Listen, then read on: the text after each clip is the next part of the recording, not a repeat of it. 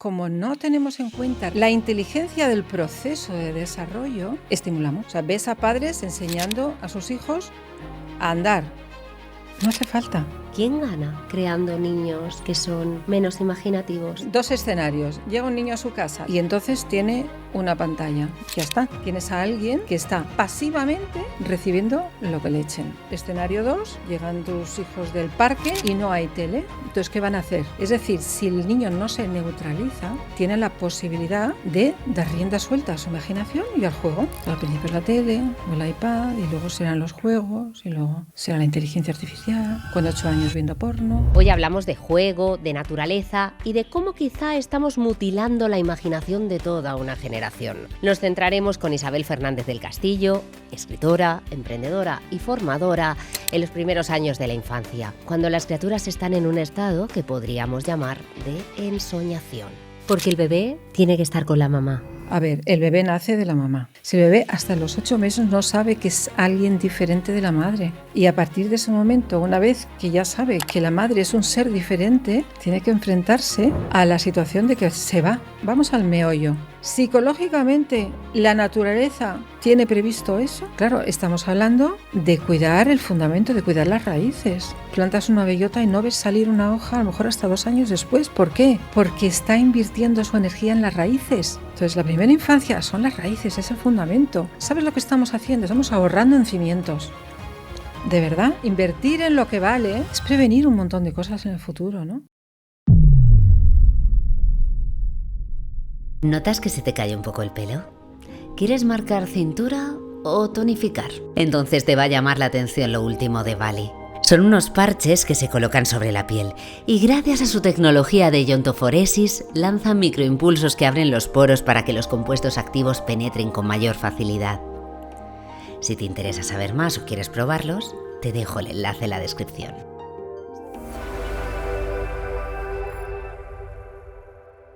Bienvenidos y bienvenidas a Mentes Indomables. Hoy tenemos un nuevo episodio que vamos a centrar en esos primeros años de la niñez con Isabel Fernández del Castillo. Seguro que es un tema que os interesa a muchos.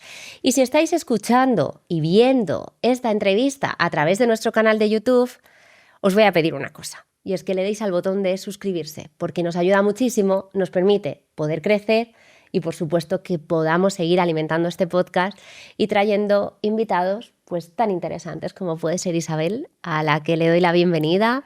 Muchas gracias por estar en Mentes Indomables. Gracias por invitarme. Es un verdadero placer hablar de este tema tan fundamental, ¿no? Y tan apasionante. Tienes 2 libros y hay una diferencia entre ambos de 30 años desde la publicación de uno a otro. ¿Qué tienen en común? ¿Qué ha cambiado durante este tiempo? Porque 3 décadas son bastantes, Isabel. Sí. Bueno, en realidad es el primer libro, que es La Revolución del Nacimiento, que salió en el 94. Ha tenido varias revisiones, ¿no? Uh-huh. Pero en realidad, si uno se lee uno y se lee el otro, y si no te lees los dos, te lo cuento yo, hay un hilo conductor en ambos, ¿no? Cuando yo escribí el primero, lo escribí realmente desde una sensación como de estupor, ¿no? De qué es lo que se estaba haciendo en la atención al parto convencional, la medicalizada, ¿no? Porque yo veía que, claro, yo tenía el convencimiento, pues por mi formación anterior, de que el cuerpo es inteligente, de que la naturaleza es inteligente, y lo que yo veía que se estaba haciendo era entorpecer esa inteligencia, ¿no? Intervenir desde el principio, hiciera falta o no, interferir procesos que son espontáneos, que se dan si hay un contexto adecuado, y sustituir, ¿no? Pues sustituir la oxitocina natural por oxitocina sintética, no dejar mover a la mujer, crear situaciones que requerían más intervenciones. Entonces, analizar todo eso a fondo me dejó una manera de mirar, ¿no? Entonces, esa manera de mirar es ir un poco más allá, ¿no? Entonces, más adelante, cuando ya fui madre y antes de ser madre, porque me interesaba un montón todo este tema, pues me di cuenta que había unos paralelismos tremendos, ¿no?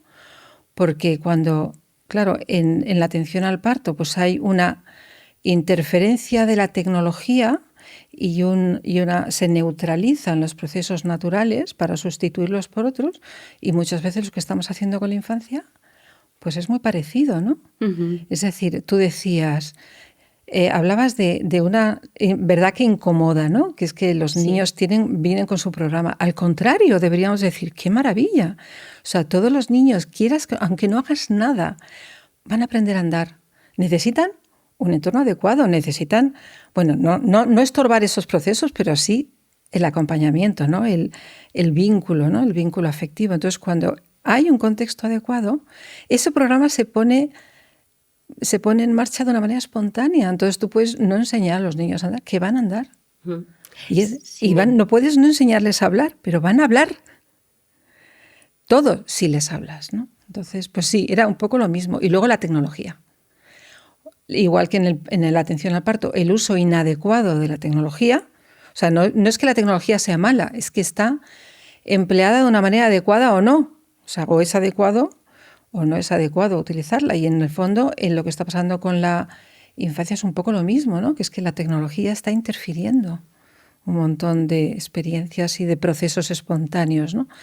Como mínimo requiere que nos detengamos a pensar qué estamos haciendo, ¿no? Isabel, se habla ya de que los niños comienzan a ser menos imaginativos.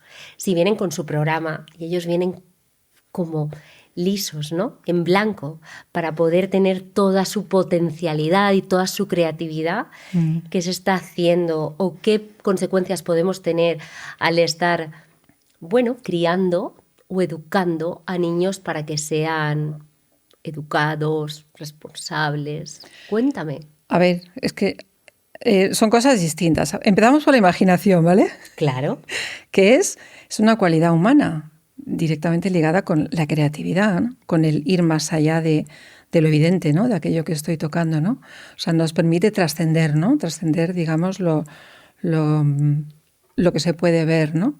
Entonces, sin imaginación no hay creatividad.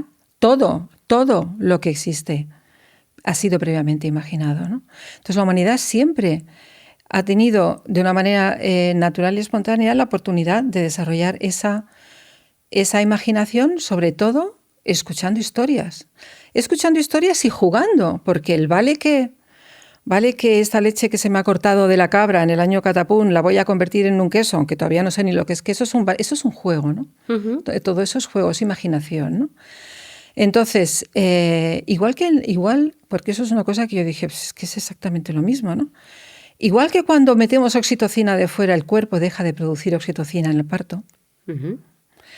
¿Qué pasa cuando esa imaginación desbordante que se cultiva a través de escuchar historias y a través del juego, pues queda neutralizada porque las imágenes vienen de fuera? Es decir, no es lo mismo que yo te cuente un cuento que yo te ponga un cuento ya imaginado por otro, que tú lo ves en una pantalla, que lo ves una y otra vez, que además es el mismo cuento que ven todos los niños. Es decir, hay como una estandarización de la imaginación también, ¿no? Entonces, una vez que te dan la imagen, tu imaginación ya no tiene que hacerla. En un momento esencial de desarrollo de la imaginación, que es la infancia, ¿no? Entonces, bueno, pues eso es un problema grande y ya se habla de déficit de imaginación. Esa era la primera parte que me decías, el hablar de la imaginación. ¿Y qué significa, pues, entonces, que nuestros hijos nazcan creativos y que los vayamos educando para ser obedientes? Bueno, es que el tema de la obediencia tiene un montón de... también, bueno, pues ¿no? vamos a desgranar lo que quieras, lo que te apetezca.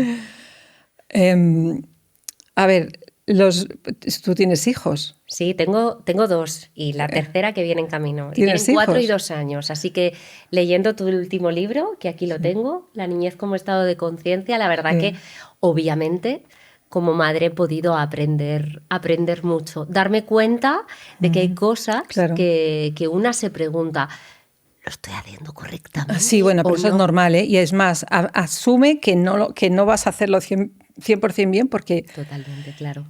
No es posible, somos imperfectos, tampoco lo sabemos todo y lo que podemos hacer es acercarnos a lo que pensamos que sería ideal.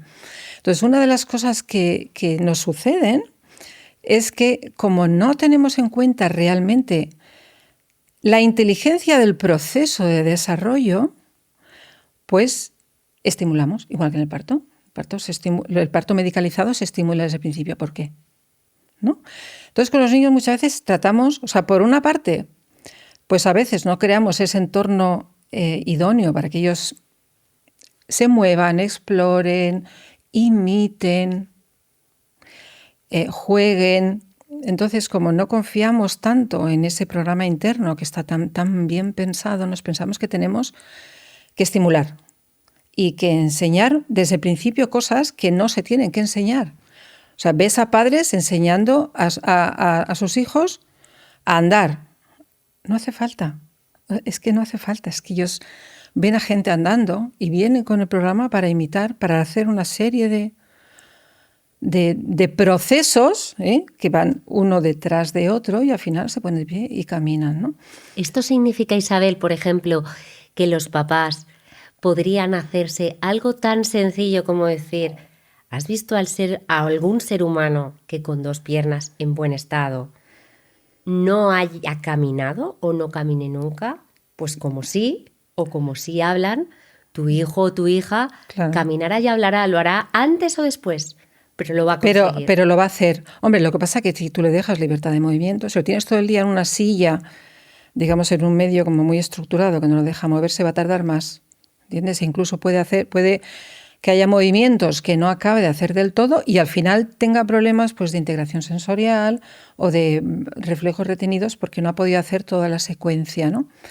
Pero una de las digamos, talentos o herramientas internas que traen los niños es el impulso de imitar. O sea, ellos ven, pero es que desde que nacen imitan hasta las expresiones e incluso los estados emocionales de las personas con las que están, ¿no?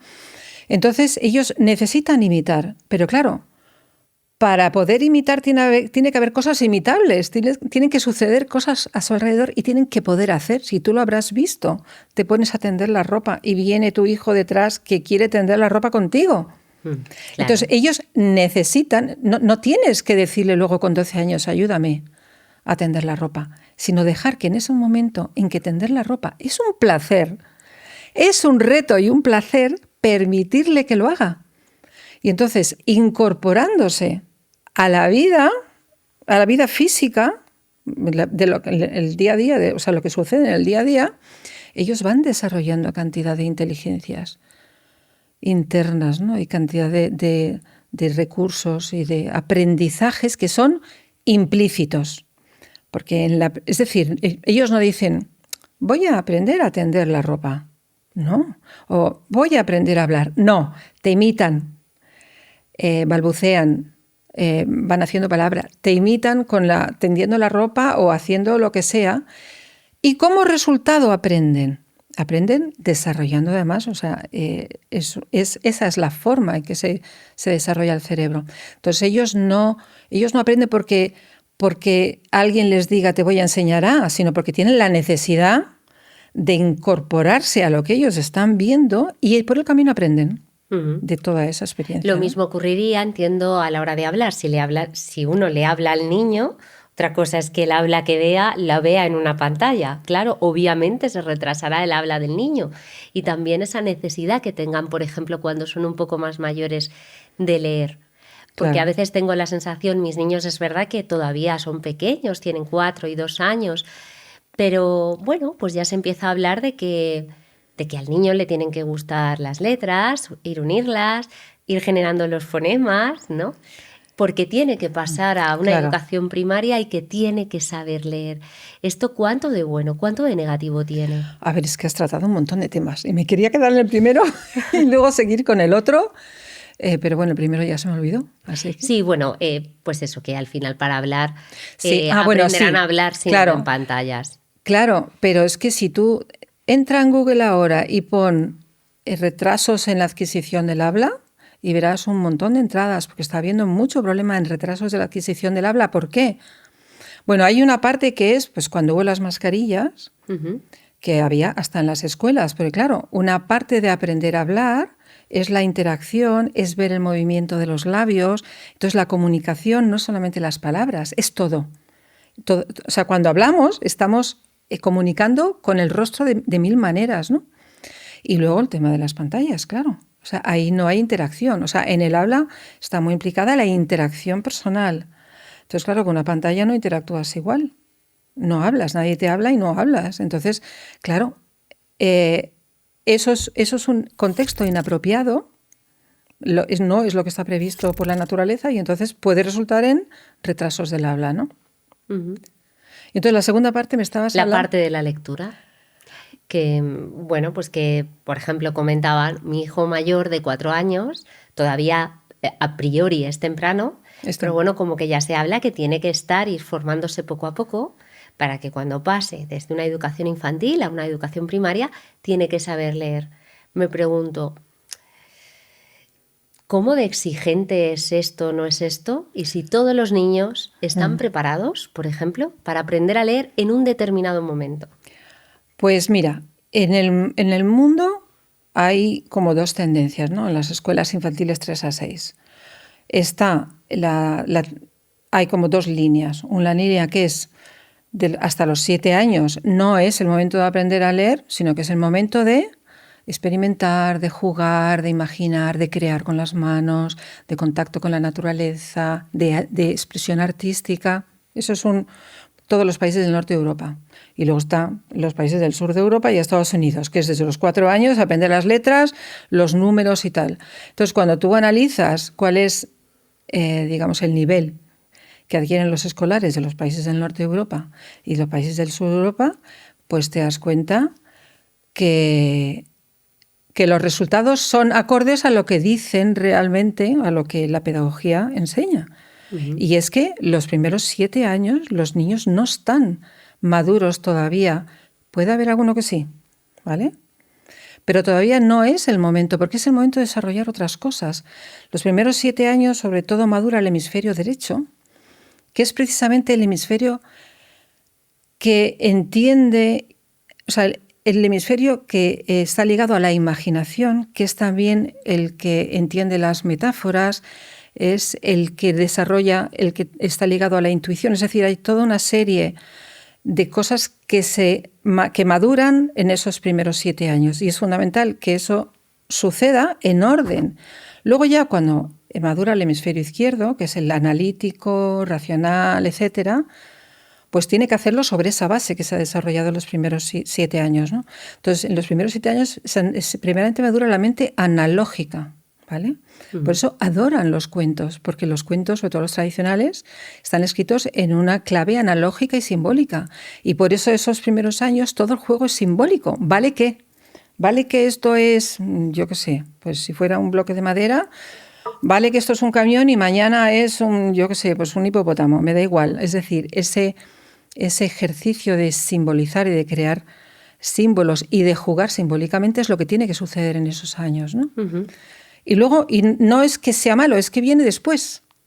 Entonces tenemos todo como una prisa, o sea, que es que lo ves en la atención al parto, lo ves en la educación y lo ves en la agricultura también. Todo es estimular, todo es estimular. Bueno, tranquilos, o sea, es que las cosas tienen su ritmo, ¿no? Por supuesto. Y volviendo al tema de la imaginación, ¿quién gana creando niños que son menos imaginativos? ¿Qué piensas? ¿Tú qué piensas quién gana? Bueno, yo como soy la que está en este sillón de hacer las preguntas, hago pocos comentarios. Tengo mis teorías, por supuesto. Claro. Pero quiero que me las digas tú, Isabel. Venga. 2 escenarios. Llega un niño a su casa después de la escuela infantil o o está en su casa tranquilamente o del parque. Y entonces tiene una pantalla y le da el on. Ya está. Ya no escuchas al niño en las siguientes 2 horas hasta que empiezan los baños, las cenas y tal. Tienes a alguien, una criatura que está pasivamente recibiendo lo que le echen, ¿vale? Lo que le echen. Pasivamente. Escenario 2, llegan tus hijos del parque o de la escuela o de donde sea, o de casa de la abuela, no me da igual, y no hay tele. Entonces, ¿qué van a hacer? Pues te digo lo que hacían mis hijas. Una se disfrazaba, la otra se ponía a pintar, la otra montaba una cabaña en el salón y entonces venía la una y jugaba a las... Es decir, si el niño no se neutraliza, tiene la posibilidad de dar rienda suelta a su imaginación y al juego. Y eso es lo que toca hacer. Y entonces es una iniciativa tras otra. Ahora juego a esto, a los 10 minutos me canso y juego al otro. Y entonces una iniciativa. Hay una voluntad ahí, pero es una iniciativa y un aprendizaje unido al placer del juego. En el otro caso vas a tener un niño acostumbrado a que le entretengan, ¿vale? A recibir. Entonces un niño que está acostumbrado a que le den su entretenimiento, que está en el juego este de la dopamina fácil, Sí. te va a pedir cada vez más. Claro. Más tecnología cada vez. Ujú.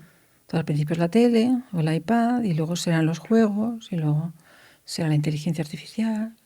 Con 8 años viendo porno. Es lo que vas a tener. ¿Y qué es el juego infantil en realidad, Isabel? No me atrevo a definir lo que es el juego infantil, porque a lo inefable, ¿cómo le pones palabras? Es que no me atrevo. Pero sí te puedo decir una cosa, que eso lo podemos observar. Si tú observas las especies, Ujú. o sea, las especies, digamos, más las que no son mamíferas, no juegan. Una lagartija no juega con otra lagartija. Los mamíferos, si tú observas los mamíferos, cuanto más evolucionada de la especie, más juegan. Los perros juegan. Los delfines juegan con los surfistas.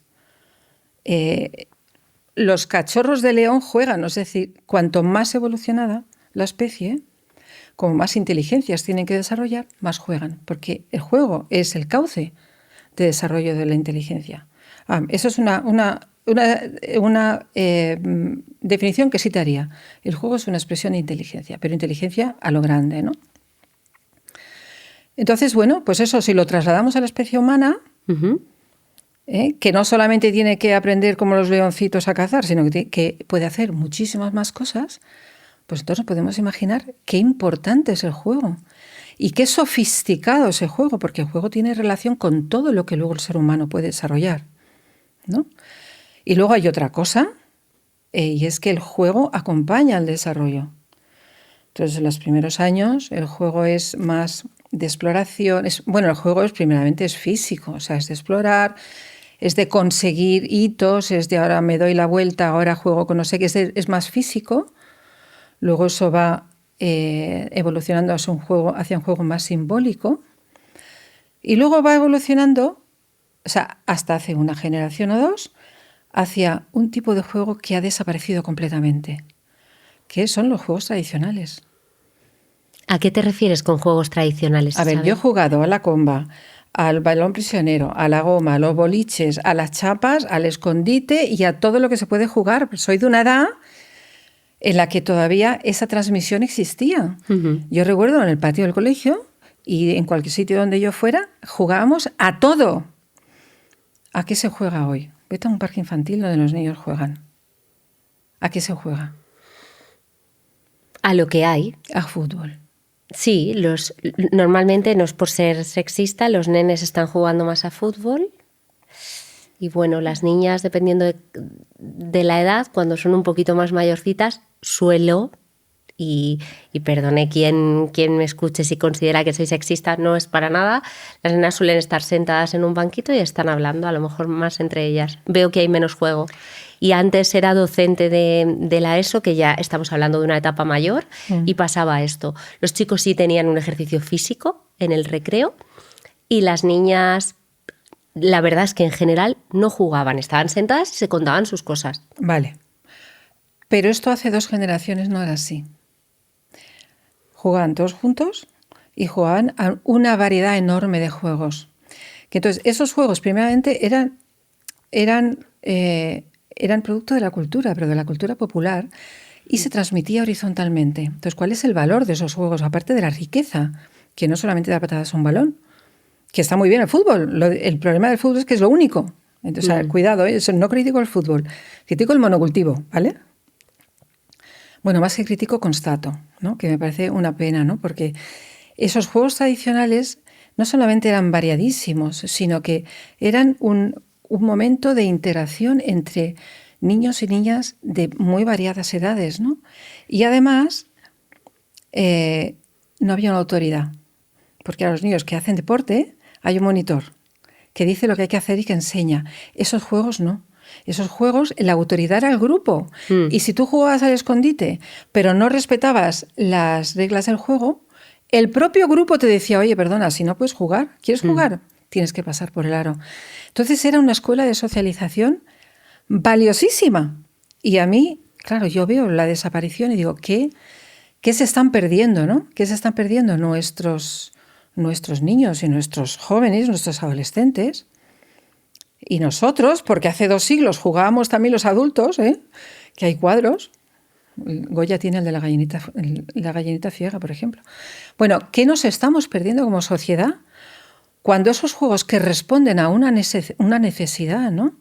Que es la de, bueno, a muchas necesidades, o sea, cuando ese juego ya no existe, ¿no? ¿Qué nos estamos perdiendo? Entonces, por eso yo una de las cosas que propondría para el cole es, como mínimo, enseñar esos juegos tradicionales, que no se pierdan del todo. ¿Y crees que en general no se está haciendo en los distintos modelos educativos que pueden escoger los padres? ¿Se está suprimiendo, te pregunto? A ver, no es que se suprima, es que yo creo que sí hay colegios. Yo creo que eso también depende un poco o de la línea educativa o de las inquietudes del docente, ¿no? O sea, hay docentes que sí, lo enseñan, pero en muchos colegios no. Entonces, como ya se ha roto, o sea, la cadena de transmisión en la calle, en el parque, en donde fuera, se ha roto, pues como mínimo que haya, o sea, que se pueda aprender en el cole, que es balón prisionero, por ejemplo, ¿no? Uh-huh. ¿Pasan los niños en general poco tiempo en el exterior y mucho en el interior? Aquí en este podcast hemos hablado de la importancia de estar al aire libre, del sol, para los adultos. Pregunto, ¿qué está pasando con los niños? Pues mira, se publicó un estudio en Estados Unidos que decía que los niños pasaban al aire libre menos tiempo que los presos, ¿vale? Entonces supongo que dependerá de las familias, dependerá mucho del entorno, dependerá mucho de si tienen un parque o no, pero luego depende mucho del estilo de vida. O sea, si dicen los estudios que los niños pasan una media de 3 horas al día frente a la tele y a eso le tienes que quitar el tiempo que dedicas al alcohol y tal, es evidente que los niños están pasando muy poco tiempo al aire libre, pero poco. Obviamente con las diferencias entre familias, porque habrá familias que sí y otras muchas que igual no se dan cuenta de la importancia, ¿no? ¿Y cómo podría ayudarles? Pregunto si puede ayudarles a los niños vivir en entornos naturales. La mayor parte de la población sigue viviendo en ciudades, donde a veces para jugar fuera tengo que ir a un parque seguro y habrá que ver cómo es ese parque. Poder estar en un entorno natural permite hacer una mezcla, considero. Sí. Pues te digo lo que yo estoy viendo, ¿vale? Porque claro, como ya tengo unos años, he visto la evolución, ¿vale? Uh-huh. ¿Y cuál es? La evolución es que en mis tiempos, mi hija mayor tiene 30 años, el parque era todos los días y todo el mundo iba al parque, pero cada vez menos. Entonces yo vivo en una zona donde hay espacios verdes y bueno, van a la piscina en verano y luego muchos, o sea, la mayor parte de los días no hay absolutamente nadie jugando en el jardín. Y dices, ¿hola? ¿Qué está pasando? O sea, como que se va perdiendo un poco la costumbre y la conciencia de la importancia de estar al aire libre y que se mezclen niños de varias edades y de que jueguen a lo que surja. No solamente que vayan a la escuela de baloncesto o a la escuela, sino que jueguen a lo que surja, ¿no? Uh-huh. Entonces sí que cerca de mi casa hay un campito de fútbol en el cual sí se ven niños como a partir de 8 años jugando al fútbol, y mira que se podía patinar ahí, pero juegan al fútbol, y luego en las zonas verdes no ves a nadie. Y bueno... Puede ser que sea a veces por circunstancias meteorológicas, me refiero que llueve, en lugares en los que nieva... porque consideran los papás que hace frío. A pesar de eso, y según tu experiencia, que además has sido madre y eres una experta en el tema, pase lo que pase, los nenes deben poder estar al aire libre, sí, quiero decir, pues los abrigas, ¿no? Pues, pregunto yo, ¿qué más da, no? Totalmente. A ver, yo entiendo también que no es fácil, ¿eh? Es decir, si tú tienes una jornada laboral que sales a las 5 o a las 6 de trabajar, llegas a casa, recoges niños, tienes que arreglar cosas en la casa, hacer la cena y tal, decir ahora me voy 2 horas al parque, pues oye, hay que hacerlo. Es decir, que todo influye, todo está influyendo. No se puede decir solamente, es que los padres nos llevan al parque. Bueno, también hay que ver cuál es el estilo de vida y también hay que ver cómo es el sistema laboral. Porque a mí me parece terrible lo que se está haciendo. O sea, que se trate a los padres de niños pequeños, o sea, que tengan el mismo horario, o sea, la rigidez, ¿no? La extrema rigidez que tiene el sistema laboral, que no tiene en cuenta el hecho de que seas madre o que seas padre. No te quiero ni contar ya si eres madre de un bebé. Eso ya es para llorar, ¿no? Entonces yo creo que habría que hacer algo, o sea, flexibilizar mucho más. Porque de acuerdo, como que nos vamos, la sociedad se va digitalizando, pero luego también hay un estado general de agotamiento. O sea, las cosas como son y de falta de tiempo, ¿no? Dices, Isabel, que es para llorar cuando una madre tiene un bebé. ¿A qué te refieres? ¿A la baja por maternidad? Es para llorar la baja, sí, la baja. O sea, un niño con 16 semanas, ahora creo que son 18, volver a trabajar y dejar a una criatura. O sea, es que da igual con qué psicólogo infantil hables. O sea, lo que dice la psicología es que eso es inapropiado, ¿no? Lo siguiente, ¿no? Entonces, no había dinero para aumentar la baja maternal, pero se ha aumentado la baja paternal, pero de nuevo con un sistema muy rígido. Tiene que ser igual. ¿Por qué tan rígidos si las realidades de las familias pueden variar tanto, ¿no? Este es el caso de España. Más que nada lo Sí, digo España. también, Isabel, porque dentro del podcast tenemos mucha gente de habla hispana que quizás está en otros países y tienen otra casuística, Sí. con baja maternal y baja paternal. Pero para que todos sepan, en España, por ejemplo, se ha igualado, si no me equivoco, la baja maternal con la baja paternal para que sean 4 meses para cada uno y se puede decidir en el caso de la paternal, se ponen detrás o se ponen delante. Que es una mejora, que es una mejora muy grande. Pero 4 meses con mamá, psicológicamente hablando, no es. O sea, pregúntale a cualquier psicólogo infantil. Entonces, ¿qué hacen los países del norte de Europa? Luego respondemos a la pregunta sí, pero ellos tienen más dinero, ¿vale? ¿Qué hacen los países del norte de Europa? Tienen bajas mucho más largas. Una parte es de la madre, otra parte es obligatoria. Es decir, la madre, y tiene más, porque, oye, la madre pone su biología. Y es cierto. Pone su biología y además lacta y además el bebé se vincula primeramente con la madre. La madre tiene una parte, el padre tiene otra y luego tiene una parte que es opcional y es la decisión es de las familias cómo se lo distribuyen. Entonces necesitamos esa flexibilidad para que las familias, según su realidad, puedan, o sea, que la madre tenga suficiente tiempo, el padre también, pero sobre todo que haya una flexibilidad también para que ellos puedan utilizar ese tiempo, que ya te digo, en esos países es mucho más largo. Y ahora me preguntas tú, pero ¿cómo lo hacemos si nosotros no tenemos tanto dinero como los noruegos, por ejemplo, ¿no?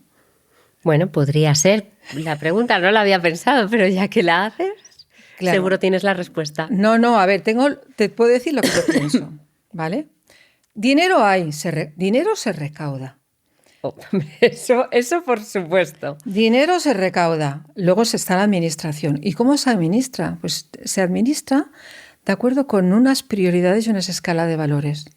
Entonces, no hemos puesto como prioridad y muy alto en la escala de valores el cuidar la salud mental de los niños pequeños, de los bebés. O sea, el día que me diga, no, hemos pensado en un sistema de atención a la familia y hemos contado con psicólogos infantiles, psicólogos perinatales y expertos en infancia y tal, diré, estupendo, pero es que yo sepa, no sucede así. Entonces, en esos países donde sí que se tienen bajas maternales más largas, dirás, bueno, pues entonces, ¿qué pasa? Porque aquí se dice, bueno, el padre y la madre reciben lo mismo, porque si no, luego el mercado laboral te castiga. Lo entiendo, ¿de acuerdo? Perfecto.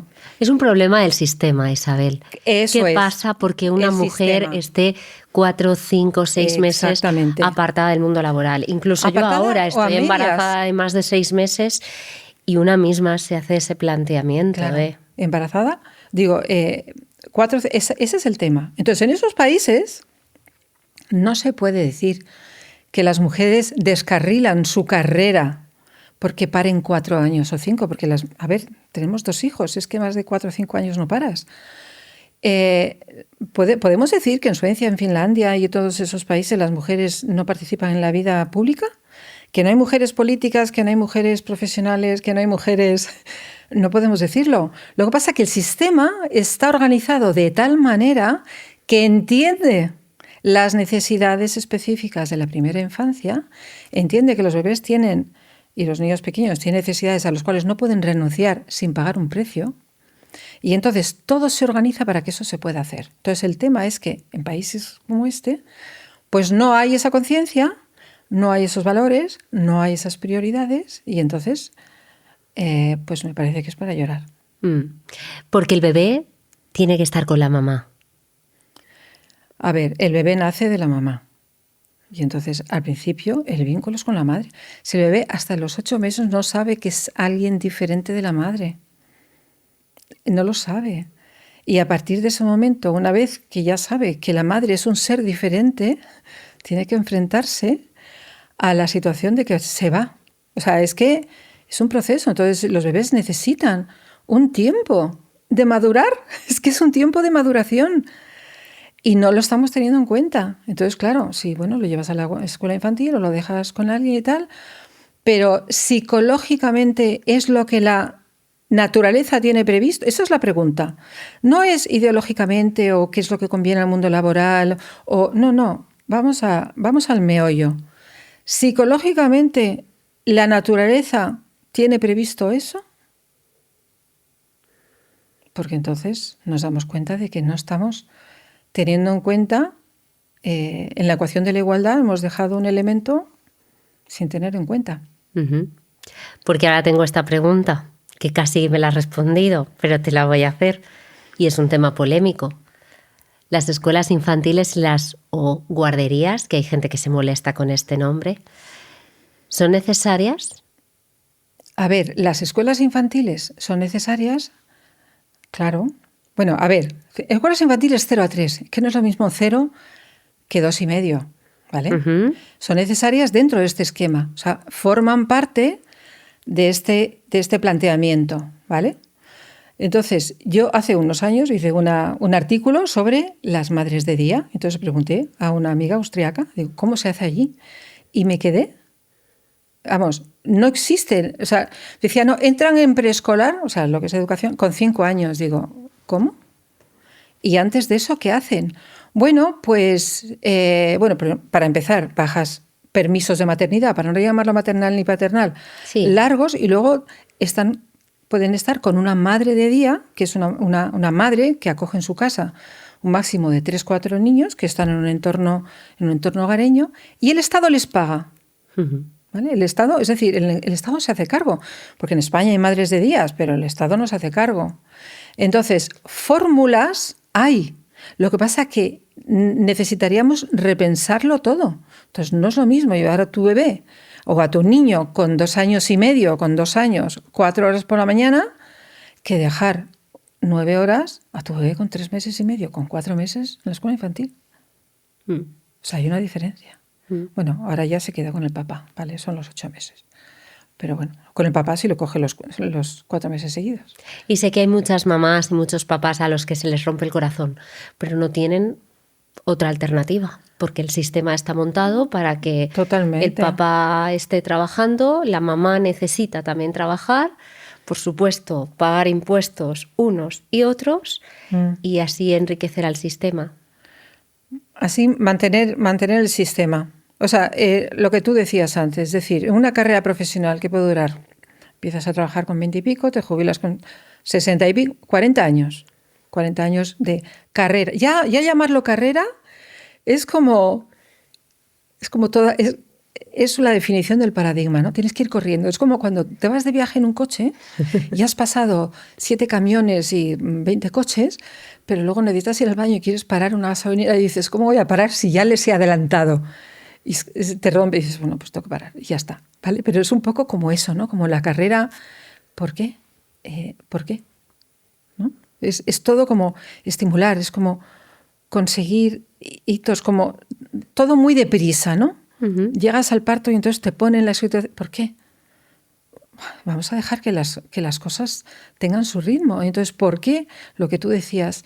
Durante 5 años no puedes bajar el ritmo. Porque yo estuve en Suiza hace unos años y me hacía gracia porque, bueno, conocía madres, decían, no, yo trabajo un 40, yo trabajo un 60. ¿Y eso qué significa? Yo trabajo un 40% de la jornada. Ajá. Yo trabajo un 60% de la jornada. Y el Estado te ayuda con el resto hasta una cierta edad, no sé qué edad. ¿Vale? Pero tú decides trabajar en lugar de 40 horas, trabajas un 60, pues trabajas 24 horas. Digo, a la semana, sí, los que sean. Y el Estado te ayuda con el resto. Te complementa, digamos, el sueldo, ¿no? Y entonces, es así, sí. Así se puede hacer. Claro, estamos hablando de cuidar el fundamento, de cuidar las raíces. Entonces, yo que he plantado árboles, un montón, claro, tú no ves salir, plantas una bellota y no ves salir una hoja a lo mejor hasta 2 años después. ¿Por qué? Porque está invirtiendo su energía en las raíces. Entonces, la primera infancia son las raíces, es el fundamento. ¿Sabes lo que estamos haciendo? Estamos ahorrando en cimientos. ¿De verdad? Es prevención. Invertir en lo que vale es prevenir un montón de cosas en el futuro, ¿no? Entonces, ¿prevenir qué? ¿Qué estaríamos evitando? A ver, no puedo decir causa y efecto porque, a ver... Sí, es todo muy diverso. Es todo multifactorial, pero yo te invito a que invites aquí a un psicólogo infantil y hagas esa pregunta, ¿vale? A que hables con psiquiatras infantiles y a ver qué te cuentan. Por supuesto, a ver, eso no es el único factor. Eso es un elemento entre muchos, ¿vale? Pero si la naturaleza tiene todo previsto para que los bebés primeramente tengan un apego seguro, creen un apego seguro con una figura de referencia, eso es piedra angular de la salud mental. Entonces, el apego seguro requiere presencia. ¿Entiendes? Uh-huh. Entonces, muchas veces no hay presencia un montón de horas al día. Entonces, tienes que cuidar. Claro, entonces, ¿qué haces? Bueno, pues cuidar al máximo el tiempo que sí estás. Claro, llegas agotada de trabajar. Entonces, cuidar, compensar como puedas. Pero es la lucha que dan las familias. O sea, el peso le cae a las familias, el peso de ese diseño, ¿no? Las familias y los bebés, ¿no? Entonces, bueno, pues eso. Uh-huh. Y por regresar al tema de las escuelas infantiles o llamadas también en ocasiones guarderías, Isabel, se dice muchas veces que es necesario para que los niños socialicen. Estamos hablando desde los 0 hasta casi los 3 añitos. ¿Esto es también un paradigma del sistema? ¿Que los niños entre 0 y 3 años tienen que socializar con otros niños de edades similares a la suya? ¿O esto está hecho que es real o que es un paradigma del sistema que se ha creado para, para que uno llegue a pensar, que yo me lo planteo, bueno, es que es lo que toca, ¿no? Ya, bueno, a ver, como siempre, no es lo mismo 2 años y 8 meses que 4 meses. Al principio lo prioritario es crear vínculos de apego con unas pocas figuras de referencia. O sea, lo primero siempre es el vínculo afectivo con la madre, con el papá, con la familia. Entonces luego viene el juego, le llaman juego paralelo. Un niño juega al lado de otro. Un niño con 1 año y medio no juega con otro niño de 1 año y medio. A lo sumo le quita la pala. Juegan al lado, ¿vale? Pero bueno, no es tanto la necesidad de socializar, porque puedes socializar en el parque, socializa en casa. Está con la mamá, el papá, la abuela, el vecino al lado, si es que tiene alguna relación con el vecino al lado. Luego ya cuando son un poco más mayores, sí, pero...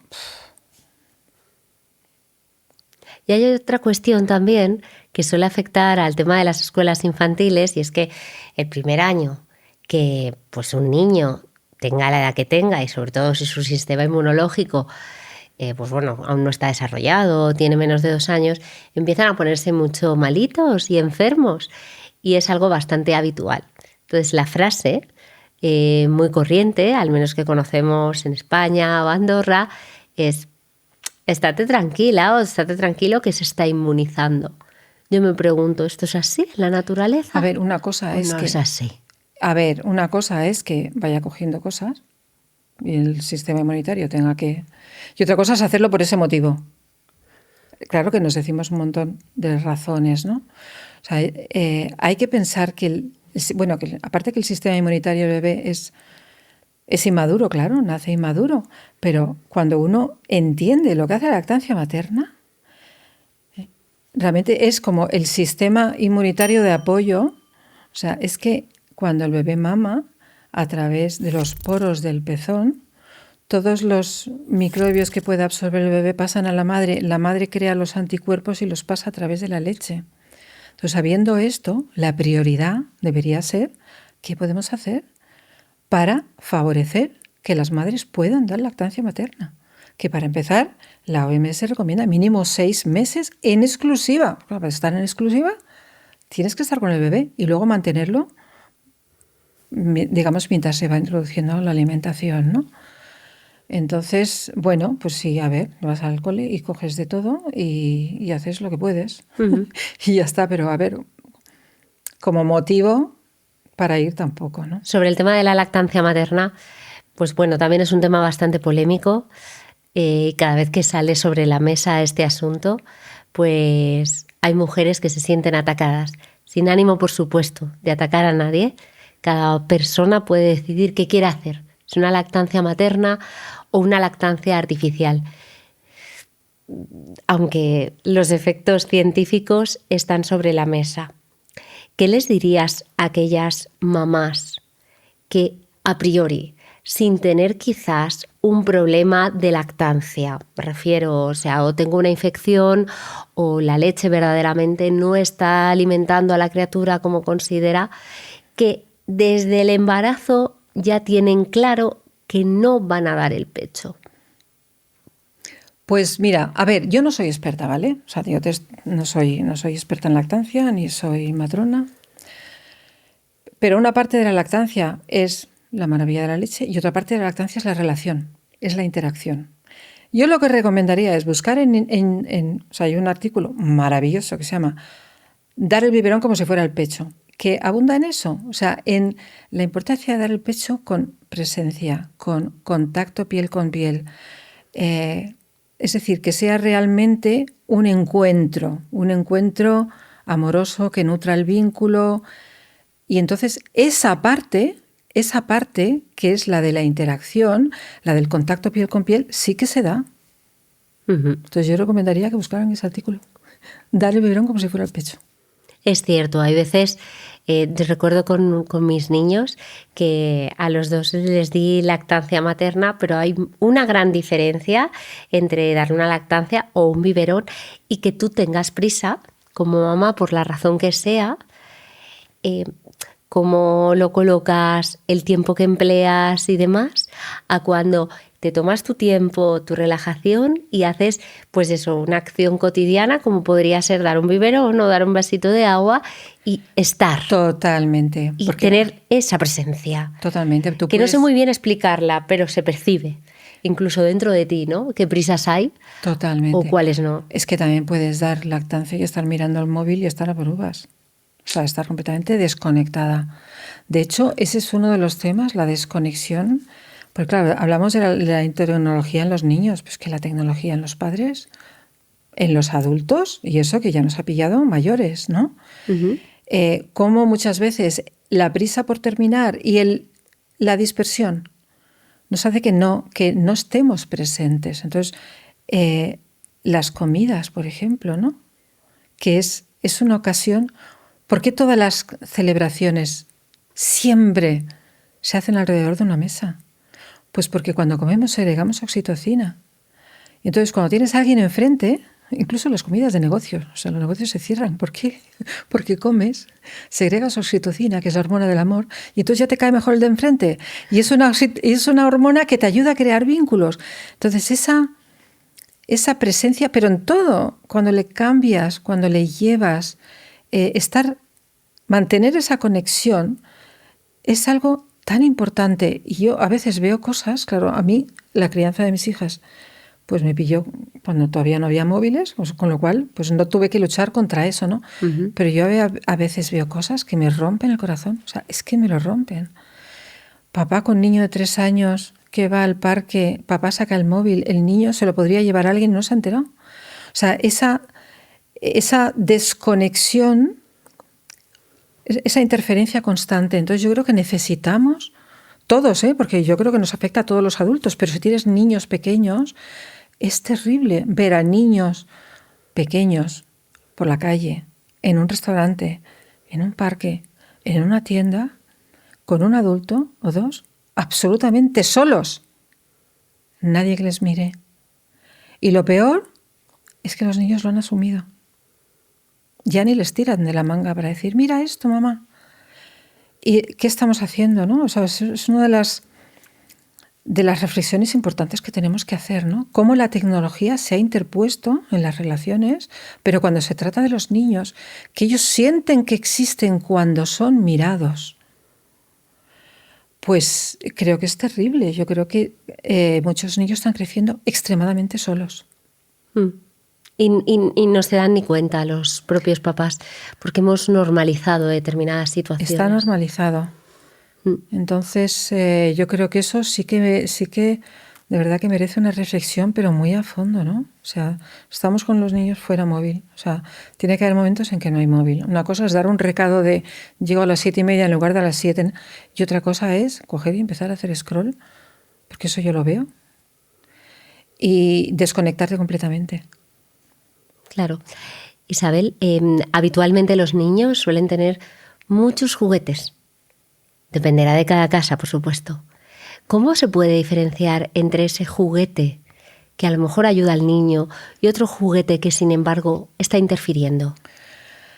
Yo lo que creo es que los juguetes que interfieren los dejan en un rincón. O sea, ¿qué les interesan? Juguetes muy sencillos que ellos puedan convertir en cualquier cosa. Es decir, que sirvan para que ellos puedan hacer vale que esto vale que hoy es esto, vale que es lo otro. Los juguetes muy acabados pues no les valen para eso. Entonces, cuanto más sencillo mejor, y muchas veces acaban jugando con los cacharros de la cocina. Yo no sé los tuyos, pero totalmente. Les encantan. Ahí es donde realmente se explayan. Entonces yo cuando miro para atrás digo, la verdad es que me podía haber ahorrado la mitad de ellos, sinceramente. O vas a un parque, recoges unas piñas que han caído del pino o unas castañas que están cayendo ahora y tienes 2 tardes entretenidísimos jugando no se sabe a qué, porque eso da para mucho juego, ¿no? Sí, completamente. Mis niños se vuelven locos con los utensilios de cocina y por suerte desde hace poco vivimos en plena naturaleza y las piñas son auténticos tesoros. Tesoros. Es que los miro y digo, es que no se me habría ocurrido, claro, en mi mente de adulta, hacer con las piñas lo que están haciendo. Claro, por eso es tan importante no estar entreteniéndoles con cosas, con productos audiovisuales, llevarles a la naturaleza y observar. Es que es importantísimo observar, porque cuando uno observa, tú observas y dices, vaya con las piñas, no me he dado cuenta.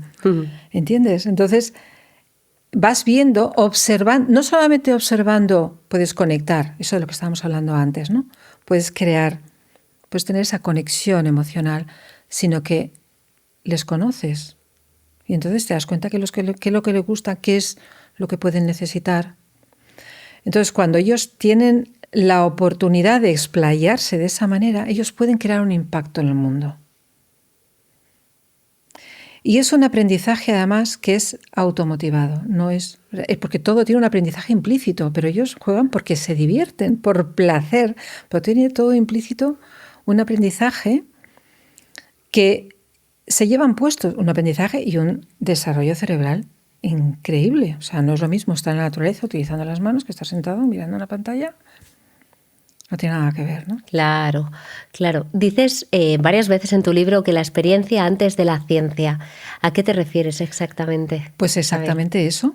Es decir, antes de empezar a contar, a llegar a los números abstractos, los niños entienden lo que son los números jugando con piñas. y con castañas. Yo a veces pongo el típico ejemplo, ¿no? Me acuerdo de un artículo que leí, no, es que hay que salvar las selvas tropicales antes de que tuviéramos esta cosa con el clima, porque son muy importantes porque tienen muchos remedios para la salud. Y digo yo, no me lo puedo creer, que lo dicen así. Tú eres un científico y te vas a una selva, ¿vale? ¿Por dónde empiezas? Dices, voy a descubrir todos los tesoros terapéuticos que hay en esta selva. ¿Dónde empiezas? No sabes, no tienes ni idea. Hay 4.000, 5.000 plantas distintas. Te vas a hablar con el chamán de la tribu de al lado. Bueno, con el chamán o con todos. Y entonces él te dirá, pues mira, esta corteza la utilizamos para las quemaduras, esto lo utilizamos cuando tenemos no sé qué. Y entonces el científico puede decir, ah, vale, voy a estudiar esta corteza. Y decir, ah, va, qué interesante, tiene estos elementos, tiene estos otros, tiene efectivamente sirve para curar, sirve para la piel. ¿Entiendes? Es decir, todo el conocimiento al principio es a través de la observación, a través de la experiencia y a través de la intuición. Y luego ya puedes analizar. Primero es empírico, luego puedes analizar, ir al fondo, la visión de microscopio. Pero primeramente es la visión global, ¿no? Porque a mí una cosa que me hizo mucha gracia fue conocer uno de los primeros medicamentos que se patentaron fue la aspirina. La aspirina es ácido acetil salicílico, que viene del sauce. ¿Vale? Que sería, pues a lo mejor, no sé cuándo se empezaron a patentar, 2-3 siglos. Pero es que en la corteza del sauce está en el Dioscórides, que es un libro de hace 2000 años, y ya se recomendaba para el reuma. El reuma empeora con la humedad. ¿Dónde crecen los sauces? Al borde de los ríos. Alguien debió de intuir, alguien debió de relacionar. El sauce extrae el agua del río, yo me pongo fatal, o mi mujer o quien sea se pone fatal con la humedad, vamos a probar con el sauce. Es que la humanidad fue avanzando así. Entonces, hizo ese enlace metafórico, voy a probar, y funcionó. ¿Vale? Y es un remedio tradicional. Por eso digo, primero es la experiencia y la observación, y luego puedes estudiar la ciencia, ¿no? Luego puedes lanzar hipótesis, pero antes tienes que verlo. Y quiero lanzar, Isabel, un aviso a todos aquellos que están viendo y están escuchando el podcast. Si nos estáis viendo en YouTube, podéis dejarnos algún comentario. ¿Qué os está pareciendo esta entrevista con Isabel Fernández del Castillo? Si tenéis alguna pregunta que hacerle, pues nosotros después, pues a lo mejor se la podemos hacer. ¿Qué dudas os quedan? Nos ayuda mucho también que podáis hacer comentarios en nuestras entrevistas, porque son entrevistas largas, entrevistas profundas y en las que pues hablamos de temas muy diversos. ¿Crees, Isabel? Has hablado antes de los cuentos, que se nos está olvidando un poco, ya no hablo como madre, sino en general, la lectura de cuentos a los niños y la importancia que puede tener para ellos, que antes ya has dicho algunas pinceladas al respecto de esto. Totalmente. A ver, a mí me gusta mucho siempre ver como en perspectiva, ¿no? Entonces, ¿cuándo nos hemos alfabetizado, no? Pues igual hace unos cuantos siglos, ¿no? La historia de la humanidad en realidad ha sido una historia de transmisión oral del conocimiento, ¿no? Y muchas veces todo ese conocimiento venía, expresado de una manera simbólica en los mitos, en las leyendas y en los cuentos. Y toda esa tradición oral, una de las cosas que permitió, bueno, aparte del desarrollo del hemisferio derecho, o sea, el intuitivo, el creativo, analógico, fue un desarrollo brutal de la imaginación. Hay que pensar que los niños, bueno, y de hecho nos siguen encantando las historias, a ver quién no está enganchado a alguna serie. O sea, nos siguen chiflando escuchar, bueno, y ahora vemos historias, ¿vale? Pero los niños tienen que hacer ese mismo camino. O sea, hay que pensar que un niño es un poco como que recapitula la historia de la humanidad. Entonces, la historia de la humanidad tiene una larga etapa de cultura oral. Entonces, los cuentos tradicionales, lo que no son cuentos que ideó, no son cuentos de Grimm. Grimm recogió historias populares que se transmitían de generación, de familia en familia, de generación en generación. Ellos lo que hicieron fue recogerlo y a lo mejor hacer algún cambio, ¿vale? Entonces, cuando uno analiza el significado simbólico, no tiene nada que ver con el significado literal, dices, bueno, aquí hay una enormidad y no tengo ni idea. O sea, no me puedo imaginar cuáles son todos los significados que hay ahí, ¿no? Porque claro, no es lo mismo un cuento que alguien escribe, que es esa persona que lo escribe, que un cuento que escribe el pueblo, o sea, que genera el pueblo, ¿no? Ujú. O sea, es como, en realidad es una producción como del inconsciente colectivo, ¿no? Del que hablaba Jung, ¿no? Entonces, eso tiene un valor. Que hay algunos que pueden resultar muy no sé qué para, digamos, la cultura de hoy. Pues no los cuentes. ¿Alguno te repatina? No lo cuentes. Cuenta aquellos que tú sientes que bueno, que transmiten algo y sobre todo que a los niños les interesa. Y además, o sea, ser muy... aplicar un poquito el sentido común. O sea, ya hay algún cuento que no corté. O sea, el de Barba Azul, perdona, o sea, ese no. Pero sobre todo cuentos muy complejos, como tienen 3 años, ¿no? O sea, 3 años pues son cuentos pues mucho más sencillos, mucho más... Si te fijas, los cuentos destinados a los niños, que son más las fábulas, son más cuentos de animales. Totalmente. De animales, que es increíble porque en la etapa, en esos primeros años, está madurando sobre todo el cerebro mamífero, que es el que hace de puente entre el reptiliano, digamos el instintivo, y el neocórtex, ¿no?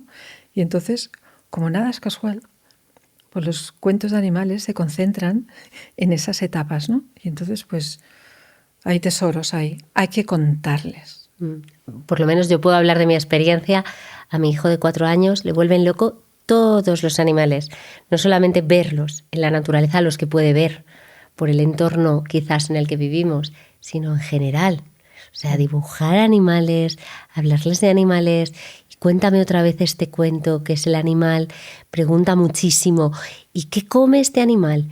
¿Y qué come este otro? Que muchas veces yo misma ni lo sé tengo que buscarlo porque digo, Dios mío, este nene quiere ser una enciclopedia de animales. Pues qué maravilla, pues qué maravilla. Le noto esa apertura. Pero fíjate, dibuja animales. Esto nos permite entrar en otro tema. Pues ¿en cuál? ¿En cuál? Las fichas de colorear. Ah, bueno, claro. Hablábamos de creatividad, hablábamos de imaginación. ¿Qué pasa cuando a todos los niños los pones? O sea, a ver, lo que un niño puede dibujar, pintar, bueno, al principio emborronar, ¿vale? Sí. Al principio emborrona. Está en relación directa con su momento evolutivo. Entonces, con 1 año pueden hacer unos rayajos y unas tal, o sea, y conforme ellos van evolucionando, van pintando cosas que son, o sea, que están, digamos, se acercan más a la realidad. Es el fruto de su evolución, ¿vale? Está en relación con. ¿Qué pasa si tú eso lo desbaratas y le pones a colorear una ficha? Un día sí, otro también. La chaqueta de azul, el pantalón de rojo, los zapatos negros, las medias blancas. Claro, toda esa expresión la has neutralizado. Porque además, una vez que ya lleva coloreadas no sé cuántas fichas, saber colorear de esas fichas dentro de la raya implica pinto bien. Y entonces cuando yo pinto lo que pinto, que hay que vernos también a los adultos dibujando, pintando, pinto mal. Es que yo no sé dibujar. Entonces te has cargado con el sistema de colorear fichas toda ese cauce maravilloso de expresión que es el dibujo infantil.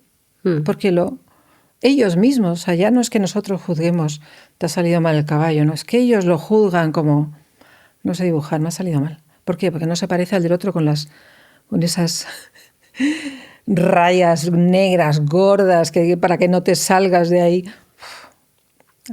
Es que hay tantos detalles que revisar. O sea, eso es una de las maneras de estandarizar la infancia, ¿no? Que es lo que estamos haciendo. O sea, hay como muchas maneras sutiles de ir estandarizando infancias, ¿no? Por ejemplo, sustituir la imaginación de cada niño, que es única e intransferible, por las mismas imágenes que son las que salen en los dibujos de moda en este momento. Estandarizamos, neutralizamos la expresión artística, a través del trazo para que hagan dibujos estándar.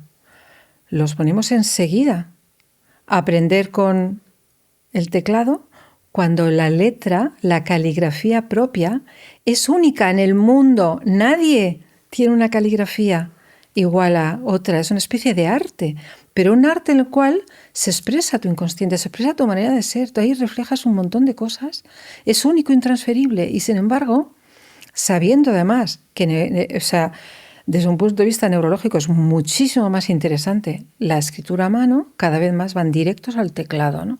Ujú. Lo que te hablaba de los juegos infantiles, hemos sustituido decenas de juegos infantiles por un juego.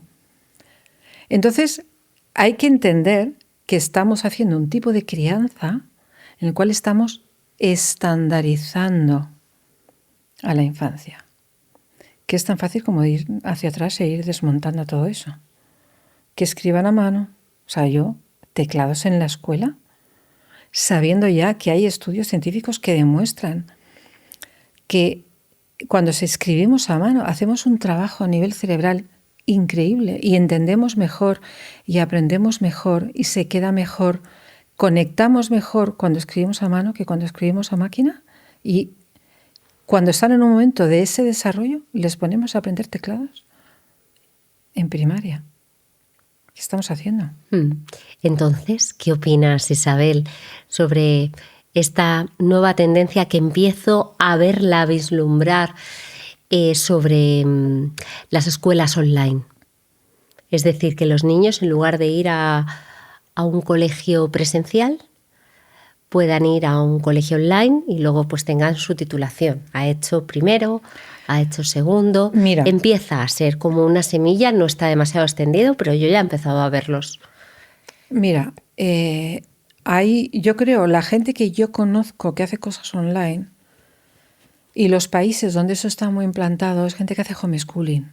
Uh-huh. Pero claro, nuevamente, cuando alguien hace homeschooling, es decir, que realmente le interesa la educación de sus hijos y tal, suele tener una visión, pues eso, les llevan a música, mucho contacto con la naturaleza, es decir, como que hay una compensación. O sea, hay que ver cada caso. O sea, no puedo. Yo creo que en determinados casos, si tú haces homeschooling en las montañas de Wisconsin, si es que hay montañas en Wisconsin, bueno, es que en Estados Unidos hay 5 millones de homeschoolers, se dice pronto. Y muchos están en el campo por ahí. ¿Qué haces? Pues en el campo, es decir, que ya estás en contacto con la naturaleza, colaboras en la granja, en el sitio donde estás. Un sistema online les permite que por lo menos es decir, vean la cara que de haces otros mucho niños. trabajo artístico, que haces mucho trabajo de campo, que haces... Hombre, pues si tienes 1 hora al día de clase online, tampoco va a pasar nada. O sea, claro. Es que todo es relativo. Todo es relativo, ¿no? Sí, porque en ese caso la tecnología le enseña al niño y le ayuda a aprender. Claro, le da unos contenidos... Claro. Que complementan lo que sea que esté haciendo ahí. Entonces, bueno, vale, pues es que todo depende. O sea, tampoco se puede decir... Es que muchas veces no es sí o no. Muchas veces es cuándo. Dices, tecnología en la escuela. ¿Cuándo? Porque en primaria está metida. Uh-huh. Y en la escuela infantil hay pantallas de televisión ya iniciándoles, ¿vale? ¿Cuándo? O sea, y esta mañana se me ocurrió en la ducha una cosa que te voy a contar. Tú imagínate. Cuéntame. Imagínate tú, porque hay un objetivo ahora de digitalización, porque es el mundo que nos espera, ¿no? Bueno, pero ya está. O vale. sea, quiero decir, ahí yo está. entendía la digitalización hace quizás 20 años, cuando no estaba desarrollado, y que tendríamos que aprender a digitalizarnos, porque no estábamos tan puestos en el tema, pero a día de hoy ya estamos digitalizados. Totalmente. Yo, ¿no? O sea, es como si tú tienes un hijo que sabes que se va a ir a estudiar un grado fuera, a un país donde solo se come hamburguesa con patatas. Menú diario. Tú imagínate que dices, bueno, pues entonces como se va a ir a comer todos los días hamburguesas con patatas, tengo que acostumbrarle. Y entonces te pasas 2 años antes dándole todos los días hamburguesa con patatas. Sin sentido. ¿Qué te parece? Pues una aberración. Vale, pues lo que estamos haciendo.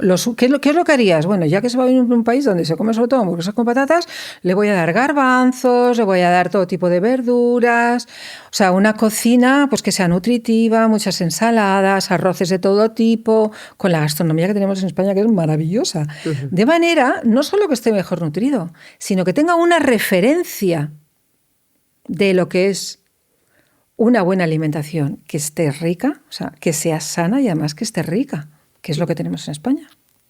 rica y sana. Entonces, de manera que cuando se vaya al país donde solamente se come hamburguesa con patatas, lleve ya la referencia vuestra y al segundo día diga, me parece que me voy a hacer unos garbanzos en mi casa. ¿Entiendes? Sí, sí, sí. Entonces, lo que estamos haciendo es, como vamos hacia la digitalización, vamos a digitalizar desde la entrada, o sea, desde primaria. ¿Hola? No, y ya desde antes, porque yo sé que se está poniendo en la escuela infantil, tienen X tiempo de robótica, por ejemplo, que a mí me sorprendió muchísimo, Isabel. Yo no sé si has estado, pero en las escuelas infantiles muchas veces en los sistemas te dicen, no, tenemos una introducción a la robótica. Y en general yo miraba la cara del resto de papás. Claro, yo vengo de haber trabajado en el sistema educativo, pero con más mayores. Entonces eso al final te da una mochila y un bagaje pues que otras personas no lo tienen. En unas cosas mejor y en otras peor. Bueno, el caso es que las clases de robótica, los papás se sorprendían, qué bien robótica. La robótica es un animalito que tú le das a un botón y entonces dice hacia adelante. Entonces, si le das 2 veces, va 2 veces hacia adelante. Si le pulsas 3 veces, va hacia detrás. Yo, la verdad, me sorprendía. Decía, ¿robótica con 3 años? Pero si hoy en día todos los juguetes ya hacen eso. ¿Qué le estamos enseñando al niño? Quiero decir, si ya el entorno ya tiene. Es decir, es que sería una aberración que yo dijera que nunca he agarrado un teléfono móvil en las manos teniendo a los niños al lado. Eso es que no hay quien se lo crea. Claro. Quiero decir, ya están digitalizados. Claro. Ya tienen esto. Mira, la semana pasada estaba hablando con un profesor de filosofía que da clase en secundaria y bachillerato. Tiene 50 y pico, o sea, lleva 30 años trabajando. Ama su profesión. Se le da bien los chicos de esa edad. Y le pregunto, ¿qué tal? ¿Cómo has comenzado el curso? Y tal, pues fenomenal, ya hemos presentado, todo muy bien. Y digo, a ver, tú que llevas 30 años enseñando, ¿qué evolución? Cuéntame la diferencia entre los alumnos de hace 30 años y ahora. Dice, se le cambió la cara, fatal. Todos enganchados a la inteligencia artificial. Digo, pero alguno lee un libro y dice, no me consta. Claro, ¿qué pasa si tú digitalizas desde el principio? Si todo es... ¿Dónde tienes la capacidad de hacer el esfuerzo de leer un libro? Pues claro, leer un libro es algo que tiene otro ritmo. No te recompensa con dopamina en bucle como estar en TikTok todo el día, ¿entiendes? O estar en un juego de esos, ¿entiendes? No, tienes que hacer un esfuerzo. Tiene otro tipo de recompensa que es mucho más intangible, ¿vale? Que te construye mentalmente. O sea, requiere ir al fondo, pero eso también, oye, es que te convierte en una persona con una cierta cultura, con un cierto criterio. Bueno, pues ya están todos enganchados a la inteligencia artificial, de ahí no se vuelve. Porque, claro, una cosa es que ya con 40 años eres un ingeniero, no sé qué me decía un ingeniero, es que mete los datos, no sé qué, vale. Una cosa es eso, que tú ya has desarrollado tu mente, ¿vale? Has tenido experiencia, tienes criterio para saber cuándo se equivoca y entonces lo utilices para algo en concreto. Y otra cosa es que con 13 años o con 10 estés haciendo los trabajos con inteligencia artificial. Y eso es una tecnología, o sea, no es buena o mala, es adecuada o inadecuada, eso es muy inadecuado, muy inadecuado. Entonces te iba a decir otra cosa. Bueno, ya se me olvidó. No lo sé. Ya se me ocurrirá sí que, después. Para ir finalizando, que estamos llegando así a minutos finales, Isabel, tengo a veces la sensación de que la crianza es en ocasiones bastante individualista. Quizás por la sociedad en la que vivimos. Me pregunto cómo cambiaría si fuera esa crianza pues más tribal, más de comunidad. A lo mejor yo tengo esa ensoñación de cómo era hace unas cuantas décadas. Me pregunto, ¿cómo crees que podría cambiar? Es que yo creo, sí. O sea, yo lo que he visto, el cambio, la evolución que yo he visto es que va a algo mucho más individualista, ¿no? Entonces hay recursos que tenemos al alcance, digamos recursos de interacción social, de crear comunidad, que como que se van, o sea, que están ahí y no los vemos. O sea, yo cuando mis hijas eran pequeñas, tenía una vecina que, cocinábamos las dos para las dos. Y yo hacía lentejas, hacía el doble y le daba. ¡Qué bonito! O sea, y ella al revés, hacía no sé qué pues teníamos niños de las mismas edades y bueno, pues surgió y así. Y cuando mi hija pequeña era pequeña, con 2 años la llevo a la escuela infantil, no le gustó nada. Y tenía una vecina del piso abajo con una niña de la misma edad, éramos amigas. Le dije, oye, ¿qué te apetece? ¿Qué te parece? Si en lugar de ir a la escuela infantil, pues tú me traes un día a tu hija y mañana, al día siguiente, te llevo a la mía. Erais como una madre de día en días alternos. Oye, maravilloso. Entonces, podía no habérseme ocurrido, estaba ahí. Entonces, puede ser que haya recursos. Recursos es una palabra muy utilitarista, ¿no? Pero que haya posibilidades en tu entorno para crear comunidad de una manera muy sencilla, muy, muy cotidiana, ¿sabes? Como muy, o sea, muy, pues eso, cotidiano, que no los vemos. Entonces, porque estamos en la carrera, como claro, antes estábamos entonces yo hablando. invitaría a observar más, ¿no? Y verlos, porque muchas veces es una de las recomendaciones que hago al final del libro, observar, porque es que la vida nos presenta un montón de cosas, pero estamos ahí tan obnubilados, tan metidos dentro de esa pantalla negra que no lo vemos, ¿no? Y sí cambia totalmente. O sea, es que cambia gran parte de la experiencia la cambia, vamos. Y para acabar, Isabel, ¿qué consejos darías para ser una mente indomable, como dice este podcast? Interesante. Lee mi libro, para empezar, porque te ayuda a ver las cosas de otra manera. La niñez como estado de conciencia, por si acaso Sí, no se ha aquí lo visto. tenemos, lo voy a mostrar aquí a la cámara. Es muy interesante. Ha sido de reconocer que digo, Dios mío, mi primer libro leído en una pantalla, en una Kindle mientras Bueno, leía. se hace lo que se puede. Pero Lo perfecto es enemigo de lo bueno. O sea, sí, era la primera experiencia. Sí, bueno, no, hay he de gente que decirte que no ha estado mal. Oye, hay gente que lo lee todo y le va muy bien, fenomenal. Te llevas tu... Bueno, Sí, es muy bien. cómodo. A ver, ¿qué te diría? Primero, Lee mi libro. sí, informarse Ujú. y no tener miedo a salir de lo que se considera normal. ¿Es que esto es lo normal? No, es lo habitual. No es lo normal. Entonces, informarse muy bien de qué realmente es lo normal, qué tiene la naturaleza previsto que suceda. Eso es lo normal, ¿vale? No, lo normal no es lo que está pasando es lo habitual, ¿vale? Y entonces, lo que tiene, una de las cosas a las cuales yo llegué a la conclusión es que no se trata solo de llevar a los niños a la naturaleza. Se entiende de que nosotros entendamos cuál es la naturaleza de los niños, que tiene que ver con nuestra naturaleza. Ujú. Entender la naturaleza en la que se manifiesta, la inteligencia de la naturaleza, se manifiesta de una manera esplendorosa en el desarrollo infantil, pero hay que permitirlo.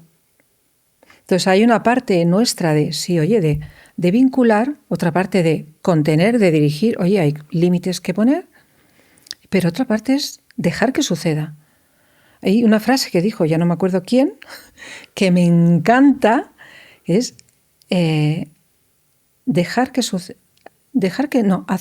y dejar que suceda. Encontrar el equilibrio entre el hacer que suceda y el dejar que suceda. Porque hay cosas que tienen que suceder, tienes que bañarles, tienes que alimentarles. Otras cosas tienes que dejar que suceda. Y eso nos cuesta un montón.